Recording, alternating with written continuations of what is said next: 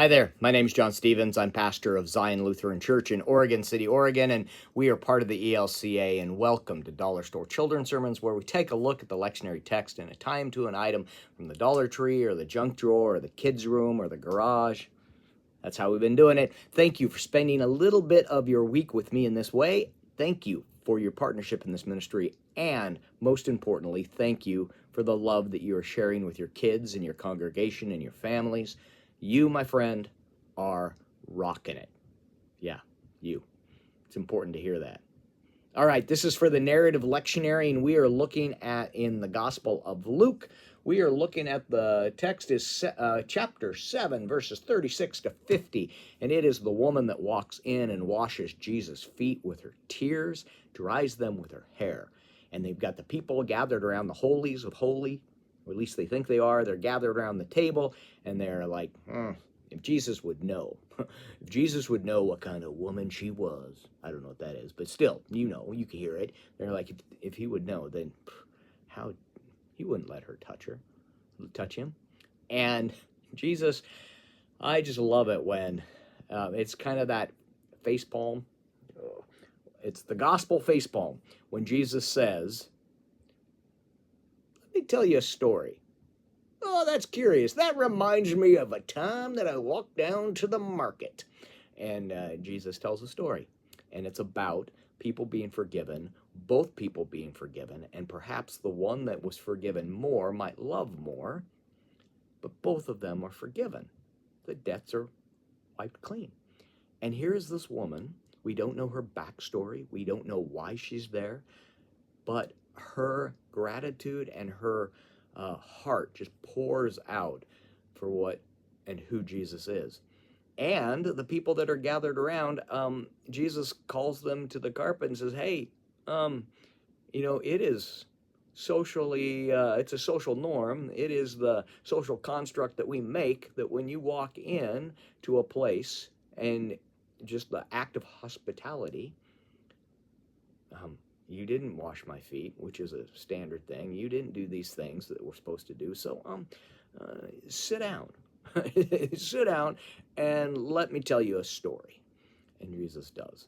And this overflowing of the woman's the passion into her heart. And I'm thinking, she washes Jesus' feet with her tears. Can you imagine that? That is pretty.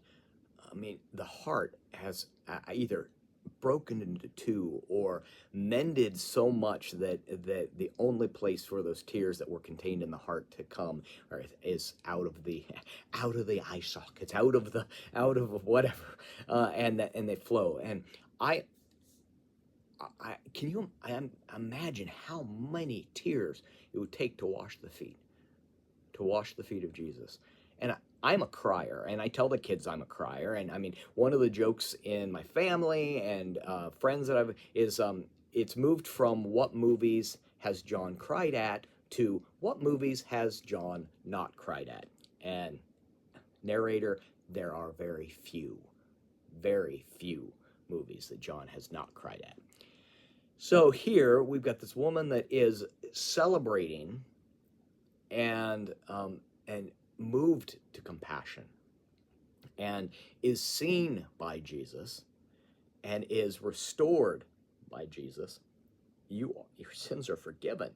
You are whole. You are seen. I love that phrase that we use a lot, but it's like when I feel seen. And so first let me get to the object lesson, the object that I'm using, balloons and noisemakers and little bubble blowers, and the idea of throwing a party, because it is a celebration, because she has been seen, she is overjoyed, and we are overjoyed because we hear again that God holds us and claims us and says, you are my child, and that is good news. So there's that around that, and that's the direction I'm going with the children's sermon, about that celebration, about how this woman was seen and Jesus sees her, and that celebration that it is a celebration in the sense that the moved compassion, moved. And so when we celebrate, when we jump for joy, we do so because we are moved so much by what God has done for us. There's that. Then stepping over into the larger sermon, there's something about being seen. And we've got the holies of holies, we've got the upper religious class, we've got the ones that matter, and they don't want to see her. They would actually like her to be gone. If Jesus knew what kind of woman she was, wants to erase her, wants to disappear her, wants her to be gone. And Jesus sees her. And we, especially now, we live in a time when we're gathered around this table of whether it be, if you're watching this in the United States, we're gathered around the table where we've got folks like Elon Musk, we've got folks like Trump, we've got folks that that want to erase people. We have the erasing the trans from national markers that tell of horrific acts, and that we're going to just erase them because they don't matter. And we, as one of the ways that we love, and it's a way of loving our brothers and sisters, our brothers and sisters of color, our brothers and sisters and non-binary, are all the spectrum of all that is being trying to be erased. Ways that we love is we reach out, and we love by speaking truth to power. And this is kind of, I'm blending both narrative and the RCL, because the RCL has love your enemies. And one of the ways that we are called to love is to speak truth to power. And that is a loving act.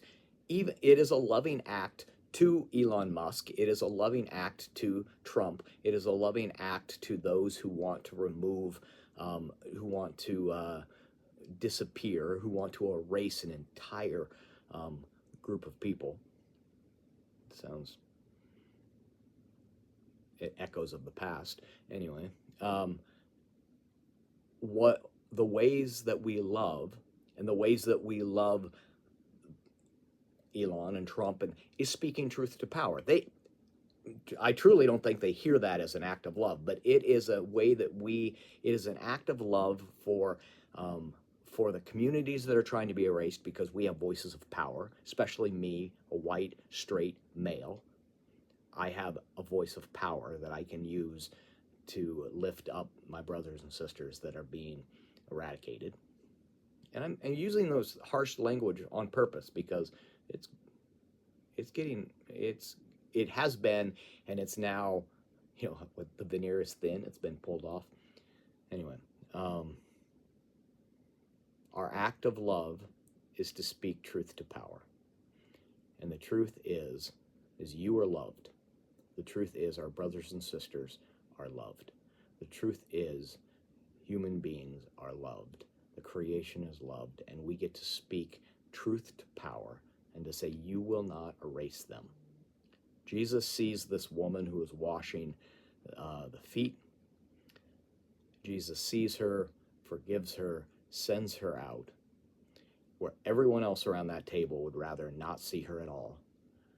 Jesus meets her eye to eye, and that is powerful stuff. All right, so a little, not even a rant, just an important, grace-filled reminder. All right, there we are.